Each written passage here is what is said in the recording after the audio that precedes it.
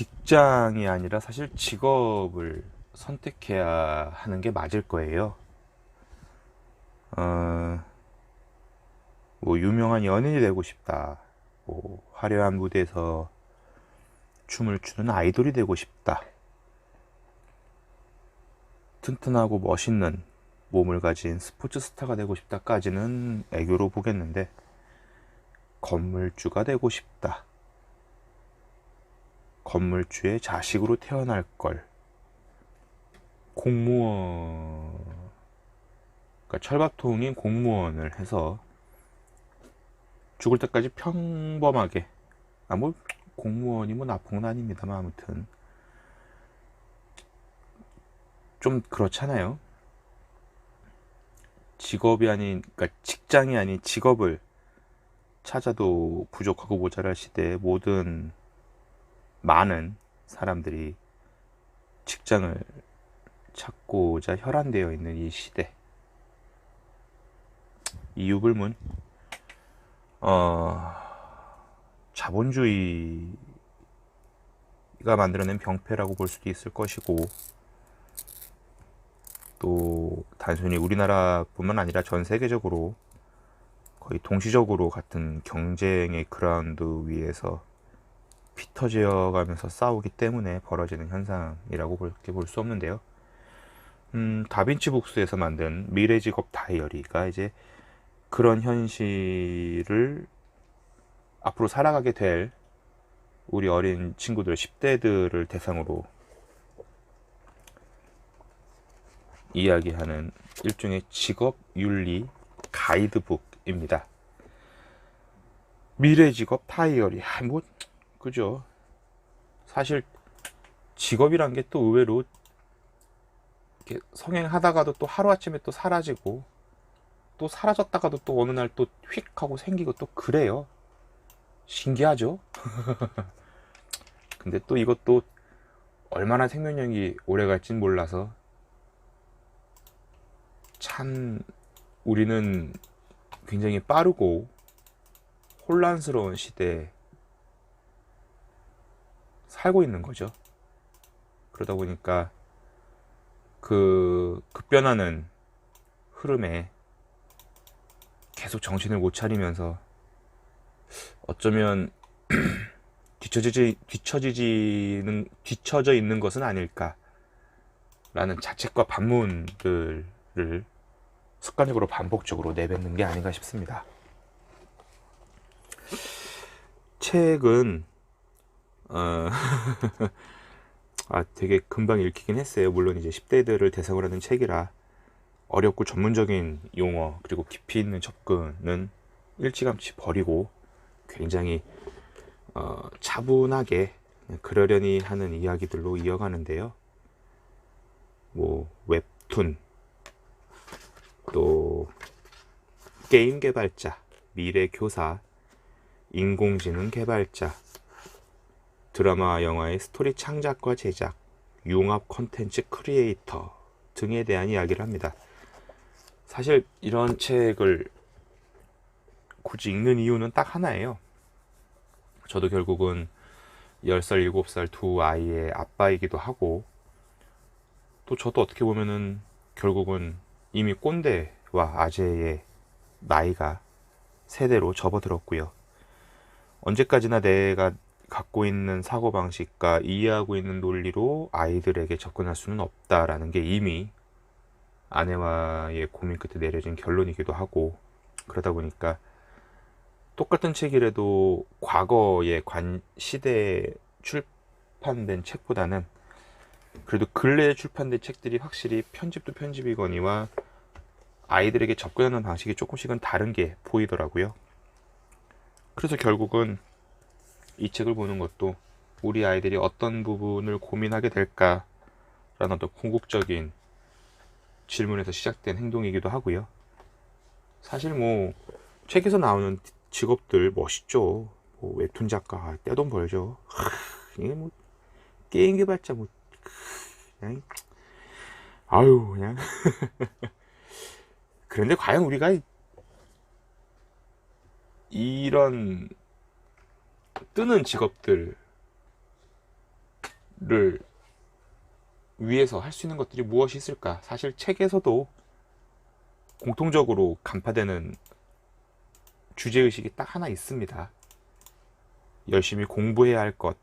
진짜 고리타분한 결론이긴 한데 그런 거죠. 아니, 아무것도 모르는데 뭘 어떻게 할 건데, 뭐 그림 그리는 건 쉽나, 뭐 게임 만드는 건 쉽나? 사실 다 어려운 거죠.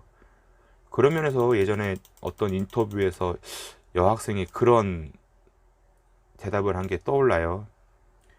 왜 공부를 하나요? 라는 질문이었는데 이 여학생이 그때 이렇게 대답을 했어요. 자기는 아직 커서 어떤 일을 할지 정하지 못했다. 자기가 과연 어떤 일을 하게 될지 혹은 좋아하게 될지 할 수밖에 없을지에 대한 기대 혹은 가늠도 할 수가 없는 거죠.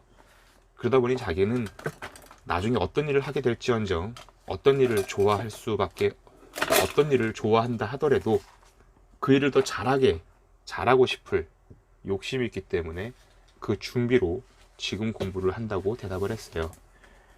우리가 뭐 미적분을 몰라도 버스 탈 수 있고, 뭐 근현대사 미술사를 몰라도 연애할 수 있습니다. 맞춤법을 잘 몰라도 중국집 가서 중국 음식 시킬 수 있고요. 사실 불편할 뿐이지, 그렇다고 또 그 불편함이 우리 일상생활에 크게 저해 요소로 다가오는 것도 아니죠. 가끔 좀 무식이 티날 수 있고 좀 부끄럽겠지만 사실 뭐 그 모든 지식들을 실시간으로 품고 사는 사람들이 어디 있겠습니까? 결국은 우리가 어떤 취향을 갖고 얼마나 몰입을 할 수 있으며 또 스스로가 세운 목표에, 이왕이면 단기 목표가 좋겠죠. 막연하게 대통령이 될 거야 이게 아니라 2개월짜리, 1개월짜리 혹은 뭐 1년짜리 목표를 세워서 짧게 작게 자기가 세운 목표를 실현시키는 경험을, 그 방법을 터득하는 건데, 아쉽다면 아쉬운 것은 지금의 세대에게, 지금의 어린 친구들에게 혹은 너무 스마트폰에 취해 있는 모든 사람들에게 결핍되어 있는 것은 과정이라고 저는 봐요. 2시간 정도 만들어야 되는 요리를 유튜브에서는 희양찬란한 편집으로 3분 만에 끊기도 하고요. 역시 2시간 정도 봐야 되는 영화인데 우리는 대부분 영화 리뷰를 보면서, 뭐 출발 비디오 여행에서 보여준 방식이긴 한데 뭐 10분 15분 남짓 즐기고 말죠. 섣불리 판단하고 섣불리 예측하고 또 섣불리 단정을 짓죠. 넘어지는 법을 배워야 일어날 수 있고, 지저분한 걸 묻혀야지 또 깨끗해질 수 있는 법을 아는데, 어떤 고난과 고통이나 좌절, 실패가 아닌 오로지 성공, 오로지 전진, 혹은 어두운 면을 외면하고 밝은 면, 그러니까 깨끗한 것만을 추구하는 그런 목적성들이 수시로 좀 드러나는 것 같다는 느낌을 들어요. 물론 저도 뭐 실패해보고 힘들어보고 가난해도 보고 여러 경험이 있지만, 물론 꼭 그런 것들이 오늘날의 저를 만든 자양분이라고 반드시 말하는 것도 사실은 이율배반적이겠지만, 하지만 그런 것들마저 없이 정말 탄탄대로를 걸어왔다면, 그렇다고 또 과연 앞으로도 계속 탄탄대로가 이어질 것인가 라는 질문에 그 누가 쿨하게 답을 하겠습니까? 오르막이 있으면 내리막이 있고 내리막이 있으면 또 오르막이 있는 게 인생인데, 우리는 그런 굴곡과 여러 경유지들을 거칠 수밖에 없는데, 그것들을 외면하고 일찌감치 거두절미한 상태에서 안정적인 길만을 찾아가려는 많은 친구들의 선택이 가끔은 좀 아쉽고 또 아쉽습니다. 물론 좋긴 해요. 일찌감치 공무원 해서 안정적인 일상을 만들고 또 그 와중에 다양한 취미를 경험하면서 뭐 공무원이 나쁜 직업은 아니니까. 근데 마치 매체는, 미디어는, 사회는, 세상은 굉장히 다양한 현실과 다양성을 보여줄 수 있는 능력이 있음에도 불구하고 일찌감치 그것들을 생략한 채 단편적인 것들만 보여주는 경향이 있다고 저는 봐요. 그러니까 너희들의 탓이 아니야. 힘들어하는 모든 젊음의 탓이 아니라 이렇게 구조적으로 이미 만들어져 버린 그것이 문제죠. 이건 나중에 제가 조금 더 준비를 해서 한번 이야기를 해보겠습니다. 눈높이 교육이란 말이 있어요. 위에서 내려다볼 것이 아니라 마주하는 그 어린 친구들, 높이가 조금 낮은 친구들의 눈높이에서 함께 바라봐야 할 사안입니다. 무릎을 굽힘에 주저하지 마시고 경우에 따라서는 바닥에 누울 필요도 있겠죠. 중요한 건 이해와 공감이지 다른 게 아닙니다.